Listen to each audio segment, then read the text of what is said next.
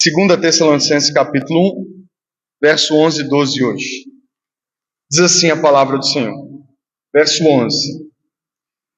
Por isso, também não cessamos de orar por vocês, pedindo que o nosso Deus os torne dignos da sua vocação e cumpra com poder todo o propósito de bondade e obra de fé, a fim de que o nome de nosso Senhor Jesus seja glorificado em vocês e vocês sejam glorificados nele, segundo a graça do nosso Deus e do nosso Senhor Jesus Cristo. Vamos orar mais uma vez. Senhor Deus, eis a tua palavra neste momento, que o Senhor continue falando conosco aí agora através da tua palavra, Senhor. Me ajude a esse simples objetivo, ao mesmo tempo ajudar os meus irmãos a compreender a beleza dessa passagem, como que ela transforma e tem o poder de transformar a nossa vida para a glória do Senhor. Meus irmãos, nós vimos até aqui neste capítulo 1, um dos assuntos mais difíceis de se pregar hoje em dia, né? Que é a respeito do justo juízo de Deus. Então, nós vimos na primeira pregação dessa carta que haverá um justo juízo de Deus, haverá um juízo de Deus que a gente chama de juízo final também. Esse, de certo sentido, será o fim do mundo, mas não o fim totalmente, como alguns filmes retratam, mas será o fim no sentido de que chegará esse dia em que Deus vai julgar toda a humanidade de forma justa, e vimos até aqui de que se de fato ele é justo, então tem que haver um juízo, tem que haver um julgamento. E, especialmente semana passada, nós vimos nos versos 6 a 10, que esse justo juízo de Deus irá separar a humanidade em dois grupos. De um lado estarão aqueles que perseguiram durante toda a história o povo de Deus, aqueles que rejeitaram o conhecimento de Deus, não renderam graças a Deus, mesmo com todos os apelos do Senhor. E em terceiro lugar, que rejeitaram o Evangelho, não obedeceram o Evangelho, não atenderam o apelo do Evangelho, que é arrependa-se e creia no Salvador e Senhor Jesus Cristo. Então essas pessoas serão colocadas, como Jesus diz em Mateus 25, à sua esquerda, e sofrerão justamente a condenação eterna. Se Deus é justo que ele condene essas pessoas. Mas à direita do Senhor estarão aqueles que creram no Evangelho, que buscaram conhecer o Senhor, que creram no Evangelho, que atenderam o chamado do Evangelho, que é se arrepender dos seus pecados, crer no Senhor Jesus como único Senhor e Salvador, e não apenas isso, mas também atenderam o chamado do Evangelho de negar a si mesmo e se entregar completamente ao Senhor. E não apenas isso, mas como também, a exemplo dos Tessalonicenses no período em que essa carta foi escrita, além de crer no Evangelho e se arrepender dos seus pecados, também viveram uma vida dispostos a sofrer por causa desse Senhor e por causa desse Evangelho. Então essas pessoas que creram de tal forma a ponto de até mesmo sofrer, como os Tessalonicenses foram perseguidos e sofreram, como eu citei a semana passada, eu não sei se alguém entrou no portal do Portas Abertas, seja no YouTube, no Instagram, como irmãos nossos ainda hoje, como citei o exemplo dos irmãos nigerianos, que só esse ano foram assassinados, mortos, mais de 14 mil, simplesmente por serem cristãos. Então, à direita do Senhor estarão todos esses que deram essa vida pelo Senhor, a ponto de até mesmo morrer. Tem um texto em Apocalipse que diz que mesmo diante da morte não amaram a sua própria vida, mas a entregaram pelo Senhor, pelo sangue do Senhor. E aí nós chegamos ao verso 11 e 12, em que Paulo começa dizendo assim, por isso, e eu recapitulei exatamente para mostrar para vocês. Ele começa dizendo, por isso também não cessamos de orar por vocês, pedindo que o nosso Deus os torne dignos da sua vocação. Se tudo isso é verdade, o justo juízo de Deus, se a humanidade será separada em dois, e se Paulo diz no verso anterior que os Tessalonicenses, por crerem no testemunho dos apóstolos, por crerem no Evangelho, Paulo diz, vocês estarão juntamente conosco, fazendo parte daquele grupo que receberão alívio, que estarão à direita do Senhor, e que, como ele diz no verso 10, o Senhor será glorificado em vocês, e vocês serão glorificados neles. Portanto, Paulo diz, por isso, eu não canso e eu não cesso de orar por vocês, pedindo ao Senhor que os torne dignos da sua vocação. No verso 5, Paulo havia dito que Deus tornava os tessalonicenses dignos do reino de Deus. No verso 10, o apóstolo Paulo diz que naquele dia Jesus seria glorificado nos tessalonicenses e Jesus seria admirado neles. E agora ele diz que é exatamente por isso que ele ora pedindo a Deus que os torne dignos. Então aqui está um aspecto importante que a gente precisa entender. Paulo diz que naquele dia Jesus vai ser glorificado na vida dos tessalonicenses e de todos aqueles que viveram para a glória do Senhor, de todos aqueles que viveram em obediência ao Evangelho, todos aqueles que se arrependeram do Evangelho e que viveram para o Senhor. E Paulo diz que naquele dia Deus os tornará dignos. Deus os tornará dignos. Portanto, naquele dia, Jesus, o próprio Deus, será glorificado neles e será admirado neles. Esse povo, esse grupo de pessoas que creram, que obedeceram e entregaram até mesmo a sua vida à morte, por causa desse Senhor, por causa desse Deus e desse Jesus, naquele dia, ao estarem à direita do Pai, eles serão motivos de glória para Deus. Porque estará diante do Senhor aquele grupo de pessoas que, contrário àqueles que se rebelaram, que deram as costas, viveram para a glória de Deus. Portanto, o próprio Deus será glorificado através da vida deles, através do testemunho da vida deles. E aí Paulo vem e diz que é por isso que ele ora, para que Deus os torne dignos dessa vocação. O que é vocação aqui? Vocação, irmãos, é um chamado. Vocação é um chamado. E qual é o chamado cristão baseado nesses versos? O nosso chamado, a nossa vocação é vivermos para a glória do Senhor. Não apenas hoje, aqui e agora, mas sermos no futuro, naquele dia, para a glória do Senhor. Um testemunho da glória do próprio Deus vivo. Então, quando Deus nos chama, quando Deus nos salva, quando Deus nos vocaciona a sermos parte da sua igreja, do seu povo, Ele não está apenas nos chamando para sair da condenação eterna do inferno e ir para o seu reino. O chamado da salvação é um chamado para que vivamos para a glória de Deus. É um chamado para que, através da nossa vida, o próprio Deus seja glorificado. Então nós somos vocacionados para isso, nós somos chamados para isso, nós somos salvos para isso, para que vivamos para a glória do Senhor aqui e agora, e naquele dia sejamos, vamos dizer assim, um testemunho de um grupo de pessoas que viveram para a glória do Senhor, que atenderam todos os seus chamados e responderam ao seu apelo de arrependam-se e creiam no Evangelho. E aí Paulo agora no verso 11 ele vai dizer que, entendendo isso, ele ora para que Deus torne eles dignos dessa vocação. Eu não sei se você está conseguindo entender, mas num primeiro momento parece contraditório, né? Deus nos torna dignos, mas Paulo ora pedindo a Deus para que faça isso. Porque aqui, irmãos, a gente precisa entender uma coisa. A Bíblia revela qual é a nossa vocação. A Bíblia revela para nós, de certa forma também nessa passagem, o que vai acontecer no futuro. Todos aqueles que se arrependeram, que creram no Evangelho, que viveram para a glória de Deus e que até mesmo sofreram por causa do Senhor, naquele dia eles serão motivo de glória a Deus. Os anjos glorificarão a Deus por causa da vida dessas pessoas. Eu vou citar o texto que diz isso daqui a pouco. E aí Paulo diz assim, então se nós cremos nisso, se a gente crê que naquele dia isso vai acontecer, nós seremos para a glória de Deus. Paulo diz, então é por isso que eu dobro os meus joelhos e oro para que Deus já comece a fazer essa obra na vida de vocês. Porque, irmãos, a nossa salvação é garantida pelo próprio Senhor. Na cruz do Calvário ele já disse, está consumado. Você está à direita de Deus naquele dia não depende do quanto você é bom, não depende do quanto você está se santificando.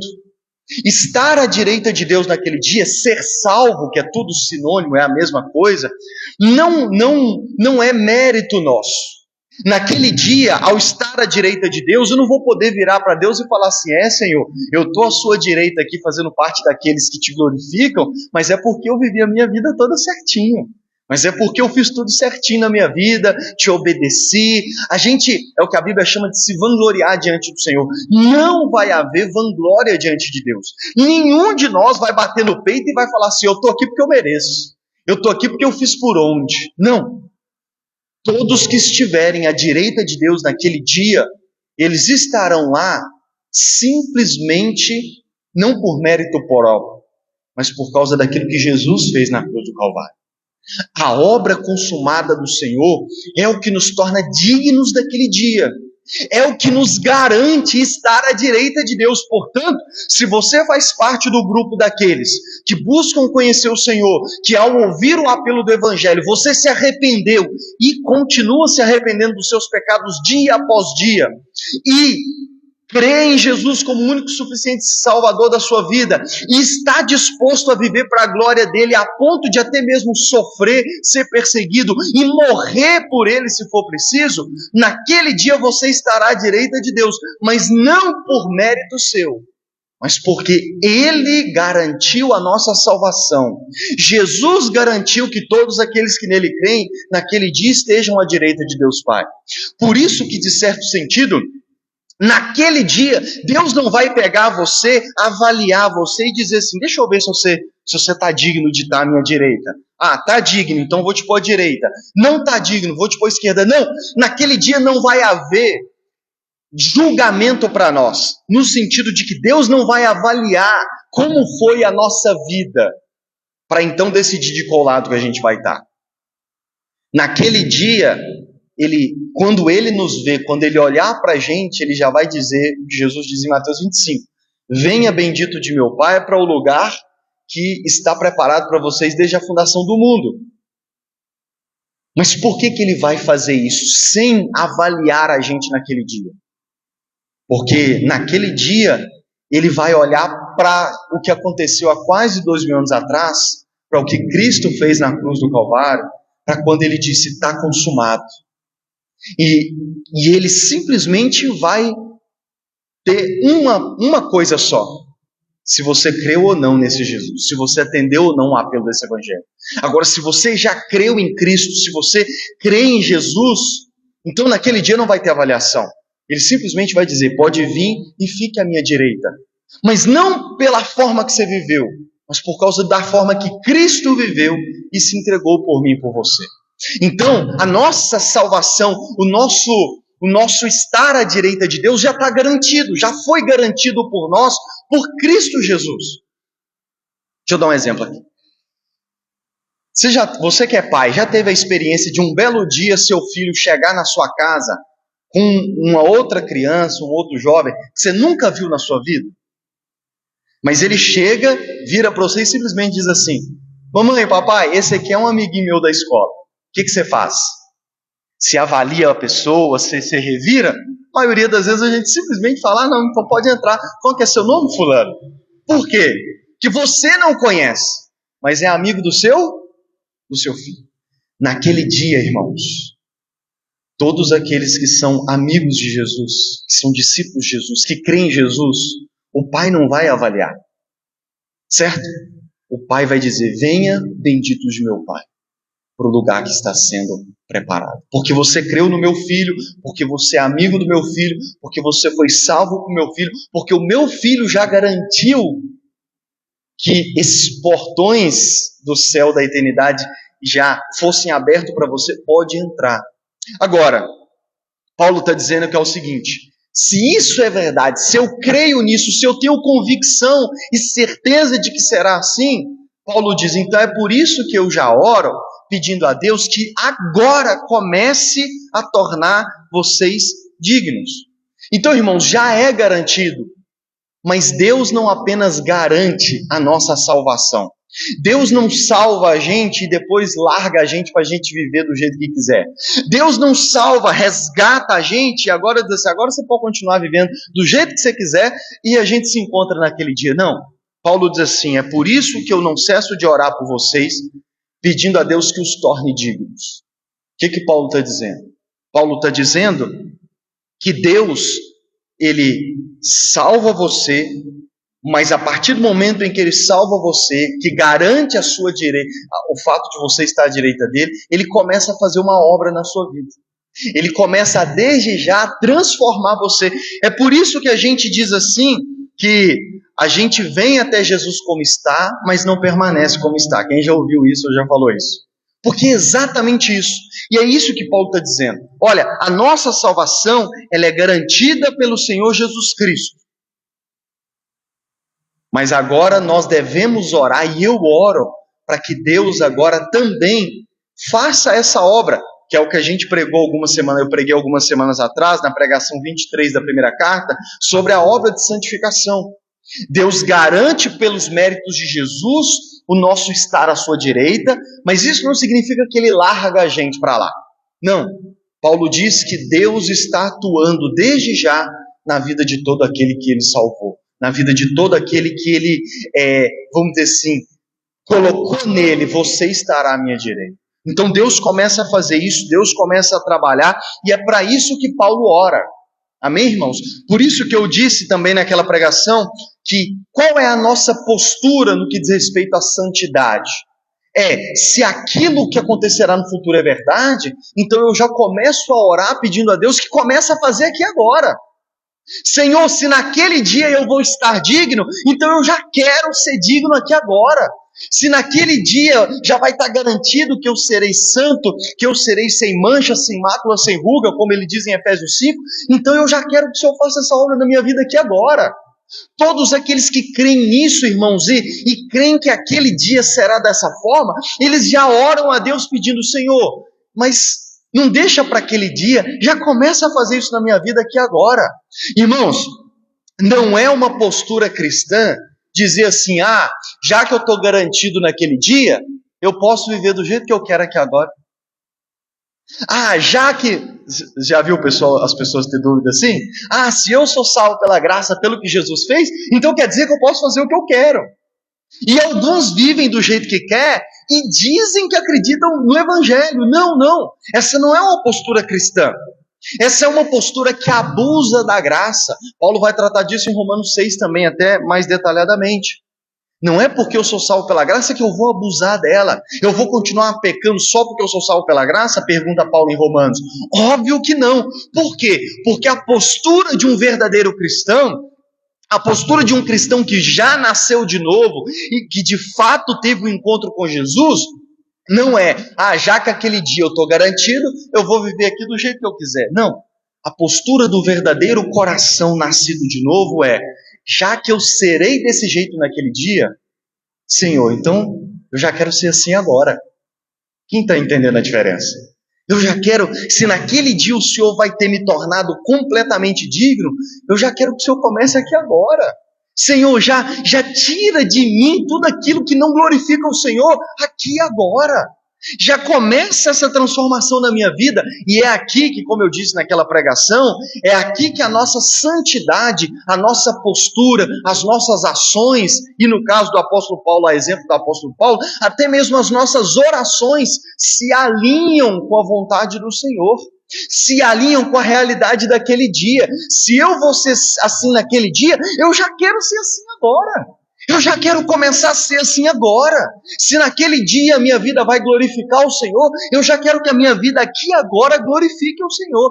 Esse é o coração do verdadeiro convertido, daquele que verdadeiramente nasceu de novo. Por isso que um sinal, um teste que a gente pode fazer para ver se nós mesmos já nascemos de novo, é o quanto nós desejamos a santidade, é o quanto nós desejamos que o Senhor, aqui e agora, já nos santifique, é o quanto nós desejamos que já aqui e agora, cada detalhe da nossa vida, glorifique o nome do Senhor. Amém? Paulo ora, eu oro para que Deus os torne dignos aqui agora, já de imediato, porque essa é a vontade do Senhor. E aí ele diz assim, cadê que eu perdi? Verso 11. Por isso também não cessamos de orar por vocês, pedindo que o nosso Deus os torne dignos da sua vocação, e outro detalhe, e cumpra com poder todo o propósito de bondade e obra de fé. Todo o propósito de bondade e obra de fé.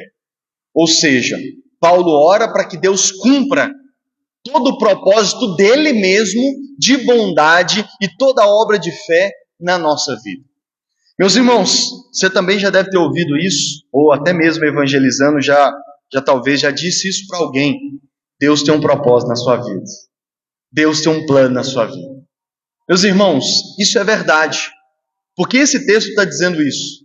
Eu oro para que Deus os torne dignos e cumpra com poder todo o propósito da bondade e obra de fé. Irmãos, Deus tem um propósito bom para nós. Deus tem um propósito de bondade para nós. O nosso Deus não é apenas gracioso, não é apenas misericordioso, não é apenas amoroso. Deus é bondoso. Ele deseja o nosso bem. Tudo o que Ele faz para o nosso bem. Amém? Tudo o que Ele faz, Ele tem um propósito de bondade para com a nossa vida. Por isso que Ele não apenas nos salva, Ele nos salva e Ele tem um propósito de bondade para a nossa vida ainda nessa terra.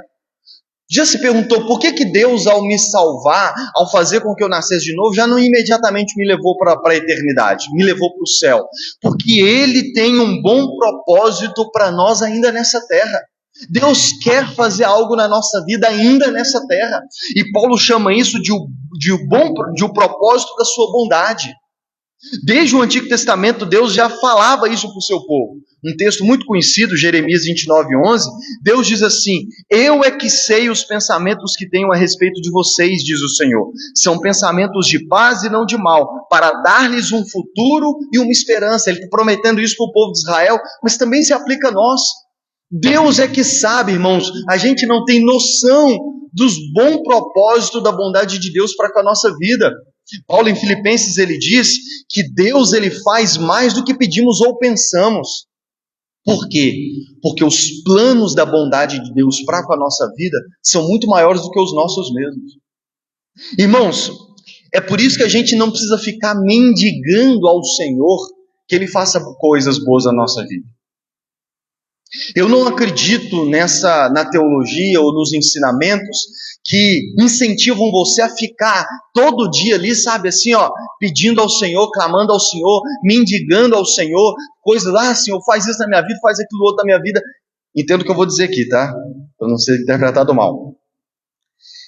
Eu não creio quando você é incentivado a pedir isso, quase que implorando ao Senhor, como se Ele não quisesse já fazer isso.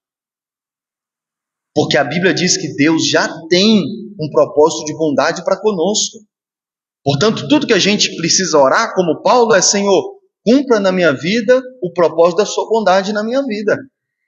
Amém? Porque Deus já tem. E os planos dele para nós são muito maiores do que o que nós temos ou o que nós gostaríamos que ele tivesse. Às vezes até mesmo o que a gente pede ao Senhor para fazer na nossa vida, se a gente pudesse ter entendimento, não seria 10% do que Ele já planeja e já deseja fazer na nossa vida. É por isso que Jesus nos ensinou a orar no Pai Nosso: seja feita a tua vontade, aqui na terra como é feita no céu. Porque a vontade dele é boa, perfeita e agradável. E o que a gente precisa orar é para que Ele cumpra esse propósito. O bom propósito, o propósito da sua bondade e a obra de fé. Irmãos, a nossa fé em Cristo, ela não é passiva, sabe? Ela não é uma fé que eu acredito e nada mais vai acontecer. A fé que a gente deposita em Jesus não é uma fé que, eu acredito, e aí sigo a minha vida do jeito que está. Ou então, a nossa relação de fé para com Deus não é uma fé de que Deus vira e fala assim: você acredita em mim? Beleza, isso é suficiente. A fé, ela possui uma obra, há um trabalho da fé na nossa vida. Por isso que, por exemplo, o autor de Hebreus capítulo 12, verso 2, ele diz assim: olhando firmemente para o autor e consumador da nossa fé. Percebe que a fé não é algo passivo, não é algo estático, não é algo parado. O autor de Hebreus chama Jesus de autor e consumador, por causa dessa obra que Paulo está dizendo aqui nesse verso. Há uma obra de fé. A fé, ela é ativa na nossa vida. A fé, ela transforma a nossa vida. Paulo diz em 1 Timóteo 6,12 que há um bom combate da fé. Ele vira para Timóteo e diz assim: combata o bom combate da fé, porque a obra da fé na nossa vida, ela é constante. ela é constante, tá vendo como não é só copo de água? Consegui acertar o microfone. A obra da fé na nossa vida, ela é constante, ela não para e ela é crescente. Lembra que Paulo, uma das coisas que ele elogia na igreja de Tessalônica é que eles tinham fé e uma fé que só crescia? Porque é isso que a fé verdadeira é. Ela é uma fé constante, que não para, está sempre em movimento, e que ela, quando ela está sendo executada, ela vai crescendo. Por isso que um outro teste que nós devemos fazer na nossa caminhada cristã é se a nossa fé tem crescido. Eu sempre gosto de usar esse exemplo. Novembro agora eu faço 15 anos de caminhada cristã. 15 anos. Eu preciso examinar e avaliar a minha vida e examinar a mim mesmo se a minha fé, se a obra de fé na minha vida, ela cresceu. Porque eu não posso, em 15 anos de caminhada cristã, estar com a minha fé do mesmo jeito que estava com um ano, no meu primeiro aniversário de batismo. Quantos anos de caminhada cristã você tem? Você tem crescido na fé? Porque a fé, a obra da fé na nossa vida, ela é ativa, ela é constante e ela é crescente. Amém? A gente sabe que naturalmente, se o Nicolas estava agora há pouco aqui na frente, vocês viram o tamanho dele, mais ou menos assim. Se eu dissesse para você que o Nicolas, desse tamanho, com todas as características físicas dele, tem 30 anos de idade, você não entenderia que tem um problema? Não é um problema? A idade é crescer, mas a pessoa continuar do mesmo jeito? A obra da fé na nossa vida, a vontade de Deus e o que Deus faz é uma obra constante, ativa e crescente. Por isso que se você não tem crescido na fé, é preciso um autoexame, é preciso uma avaliação, é preciso uma observação, porque as coisas não estão certas. Porque Deus quer e Paulo ora para que ele cumpra a obra também de fé na vida dos Tessalonicenses. Por isso que ele já elogia a igreja, a fé de vocês está crescendo e eu oro para que ela cresça ainda mais. Amém? Você precisa querer crescer e amadurecer na sua fé. Você não pode ter o mesmo entendimento de fé, o mesmo tipo de fé, a mesma porção de fé, que a Bíblia também diz isso. Cada um tem uma porção de fé, mas você não pode ter uma mesma porção de fé que você tinha quando você se converteu. Você não pode ter a mesma maturidade de fé, de caminhada cristã, que você tinha quando você converteu. Amém? E Paulo ora para que Deus realize essa obra de fé na vida dos Tessalonicenses. Verso 12, a fim de que o nome do nosso Senhor Jesus seja glorificado em vocês e vocês sejam glorificados nele. Qual que é o propósito de tudo? Para que Deus, por que Paulo ora para que Deus nos torne dignos, para que ele cumpra o propósito da sua bondade e a obra da fé na nossa vida? Qual que é o propósito de todas as coisas? A fim de que o nome do nosso Senhor Jesus seja glorificado em vocês. Irmãos, esse é o propósito de toda a história. Esse é o propósito de toda a história. Por que tudo é do jeito que é? Por que tudo aconteceu do jeito que aconteceu? Porque o propósito de todas as coisas é para que o nome do Senhor Jesus, em primeiro lugar, seja glorificado em nós. Eu não sei se você sabe, mas existem os catecismos cristãos, protestantes. E os principais catecismos que nós temos evangélico, uma das primeiras perguntas é: qual é o propósito final de toda a humanidade? Glorificar a Deus para sempre. Esse é o propósito de todas as coisas. Esse mês de outubro, nós comemoramos esse ano 508 anos da Reforma Protestante. E um dos lemas que resume a Reforma Protestante, dos 5 solas, é somente a Deus toda glória. Esse sola diz que o fim de toda a história, o propósito de tudo, irmãos, é a glória de Deus. É a glória de Deus. Tudo é para a glória de Deus. Do início ao fim, tudo é para a glória de Deus. A nossa salvação não é para nosso benefício, é para a glória de Deus. Não é para o nosso benefício em primeiro lugar, né? Nós não somos o centro do universo. Nós não somos o centro do coração de Jesus. O centro do coração de Jesus, o centro de toda a história é a glória de Deus. Se você ler atentamente toda a história bíblica de Gênesis e Apocalipse, você vai ver que do início ao fim, tudo se refere à glória de Deus. Tudo é a glória de Deus. Por isso Paulo trata em Romanos 1 como a raiz de todo o pecado, não dar glória a Deus. Então todo o propósito de todas as coisas é para que o nome do Senhor Jesus seja glorificado em nós.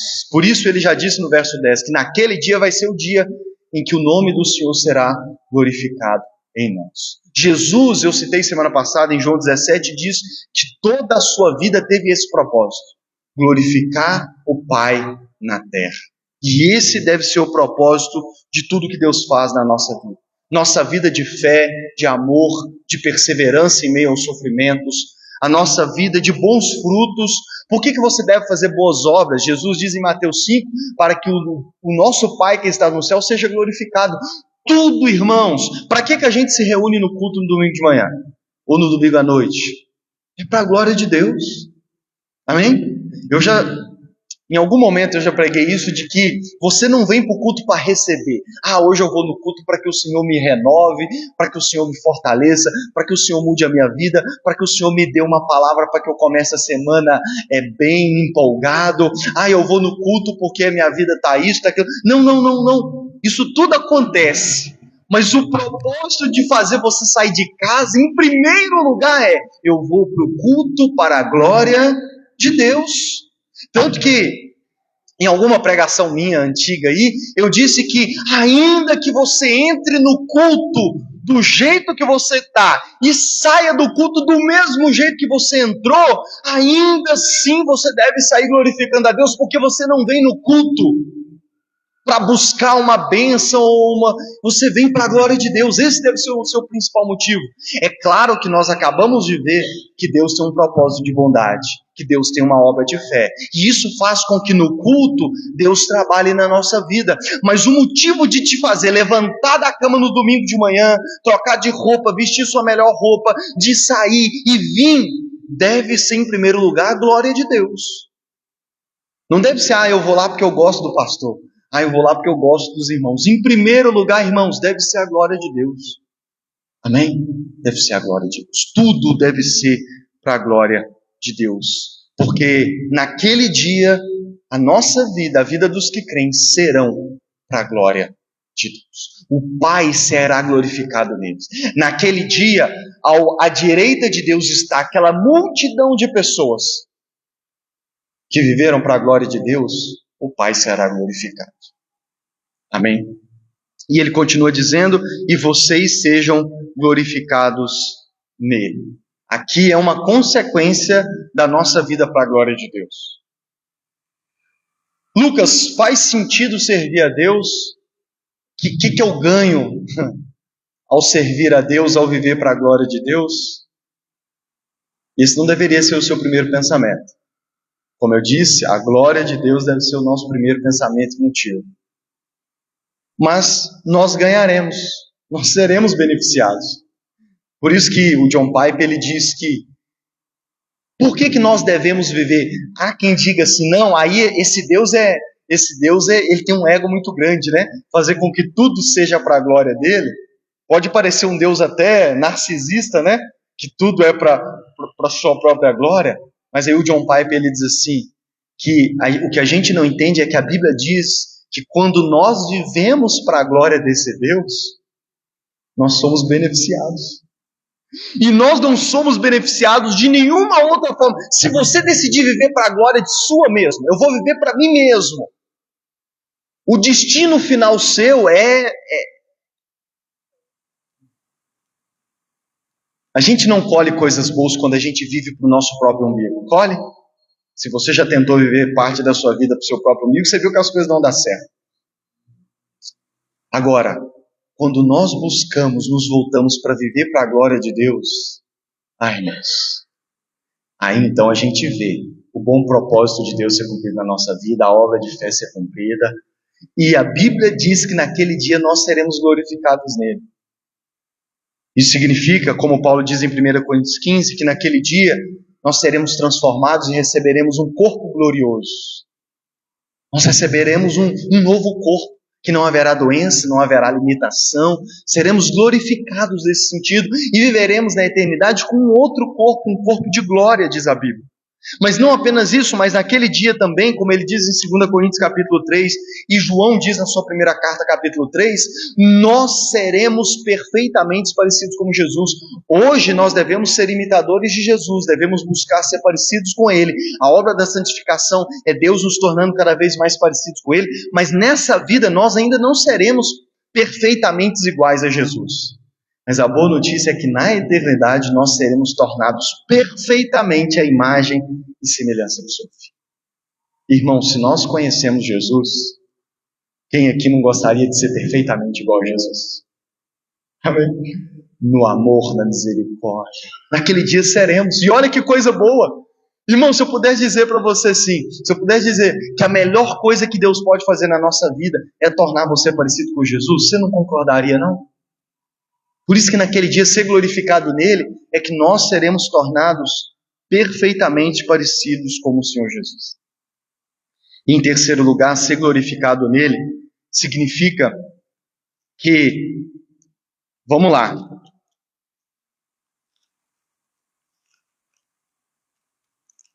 nós seres humanos, a gente tem muito daquilo de tipo assim, por exemplo, vou usar um exemplo aqui, mas só para vocês entenderem onde que eu vou chegar aqui.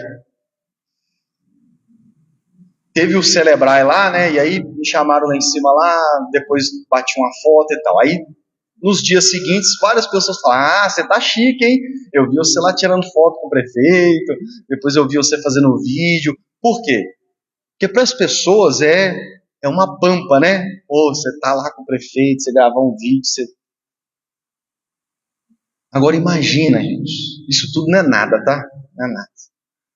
Agora imagina, irmãos, naquele dia, que glória será a criação inteira, os anjos, os demônios, olharem e verem aquele grupo de pessoas à direita de Deus Pai.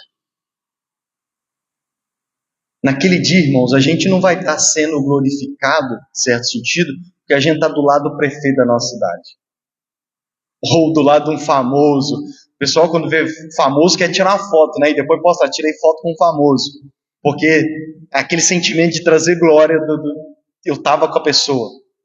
Imagina o que será naquele dia para aquele grupo de pessoas que vai estar à direita de Deus, que vão ser reconhecidos como aqueles que buscaram conhecer aquele Deus, se arrependeram dos seus pecados, que viveram para a glória do Senhor e que até mesmo morreram por ele. Por isso que, de certo sentido, irmãos, nós seremos glorificados também. Apocalipse capítulo 7. Se você for rápido na Bíblia, abra comigo aí. Apocalipse capítulo 7, verso 11 a 17. Tem que ser rápido para abrir Apocalipse, né? Último livro da Bíblia. Apocalipse capítulo 7, e eu já estou finalizando. Verso 11 a 17. Olha o que diz. Preste atenção. Todos os anjos estavam em pé, rodeando o trono. Os anciãos e os 4 seres viventes, e diante do trono se prostraram sobre o seu rosto, e adoraram a Deus, dizendo: Amém. O louvor, a glória, a sabedoria, as ações de graça, a honra, o poder e a força sejam ao nosso Deus, para todo sempre. Amém. Então estavam os anjos, os anciãos, os 4 seres viventes, todos ali, diante do trono de Deus, glorificando ao Senhor. Aí olha o verso 13. Um dos anciãos tomou a palavra e perguntou: quem são e de onde vieram estes que estão vestidos de branco? Verso 14. Respondi: o Senhor sabe. Então ele me disse: estes são os que vêm da grande tribulação, que lavaram as suas vestes e as alvejaram no sangue do Cordeiro. Por isso estão diante do trono de Deus e o adoram de dia e de noite no seu santuário.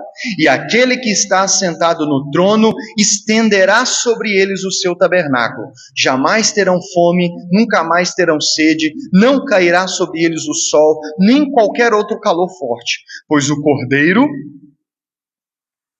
que está no meio do trono, os apacentará e os guiará para as fontes da água da vida, e Deus lhes enxugará dos olhos todas as lágrimas. Então os seres viventes estão lá adorando a Deus, e quando eles olham para o lado, tem uma multidão de branco, vestido de branco, perfeitos, até brilhando. E um dos anciãos pergunta: quem são esses aí? E o que é respondido? Estes são os que lavaram suas vestes do sangue do Cordeiro. Essa é a multidão que estará à direita de Deus. E percebe como que, de certo sentido, haverá uma glória neles? É o que Paulo está dizendo. Naquele dia, nós seremos glorificados nele. As outras criaturas de Deus, os anjos, esses anciãos, que há uma discussão de quem são eles e tal, todos eles também darão glória a Deus ao olhar para aquela multidão de branco que estará à direita do Senhor. E como o próprio ser aqui disse, viverão com ele para todos sempre. Deus vai estender sobre eles o seu tabernáculo. Nem o sol, irmãos, vai nos queimar mais. Deus vai enxugar dos olhos dele todas as lágrimas. Percebe como que o fruto de uma vida para a glória de Deus será no fim Deus poder ser glorificado em nós e nós também ser glorificados por ele. Porque tudo isso, irmãos, é glória para nós. E ele termina dizendo, tudo isso segundo a graça do nosso Deus e do Senhor Jesus Cristo. Porque, volto a dizer, tudo é pela graça de Deus e por meio da graça de Deus. Nós somos salvos pela graça de Deus, sem mérito nosso, sem merecimento nosso, mas porque ele é gracioso. A obra que ele faz na nossa vida é pela graça dele. O estar à sua direita naquele dia também é por sua graça. Portanto, tudo, irmãos, do início ao fim, é tudo pela graça de Deus e por causa da graça de Deus. Pela graça de Deus, Deus criou todas as coisas. Pela graça de Deus, Deus sempre manteve uma parcela da humanidade viva, apesar de em alguns momentos condenar outras partes. Pela graça de Deus, ele enviou seu Filho para dar a sua vida por nós. Pela graça de Deus, Jesus deu a vida por nós quando ainda éramos pecadores, rebeldes para com ele. Pela graça de Deus, ele não só nos salva, como ele faz essa boa obra de fé e da sua bondade na nossa vida. Pela graça de Deus, naquele dia, nós estaremos à direita de Deus. Por isso, naquele dia, não haverá vanglória, nós mesmos nos gloriando. Toda a glória naquele dia será para Deus. Porque todos naquele dia só estarão ali, simplesmente por causa dessa graça de Deus. Para que naquele dia ninguém bata no peito e diga, eu estou aqui pelos meus próprios méritos.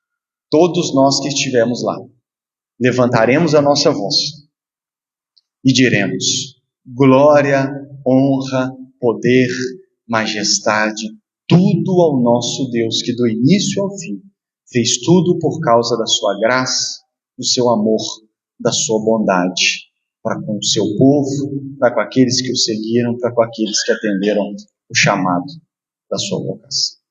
Amém? Vamos orar e cear ao Senhor. Fique de pé.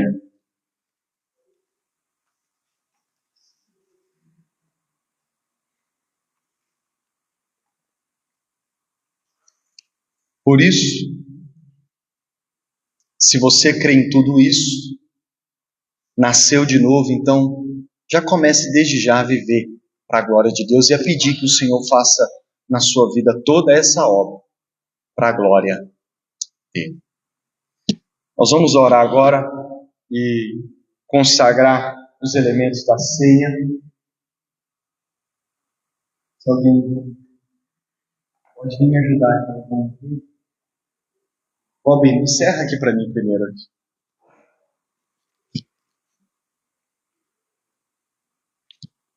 Finalizar e concluir.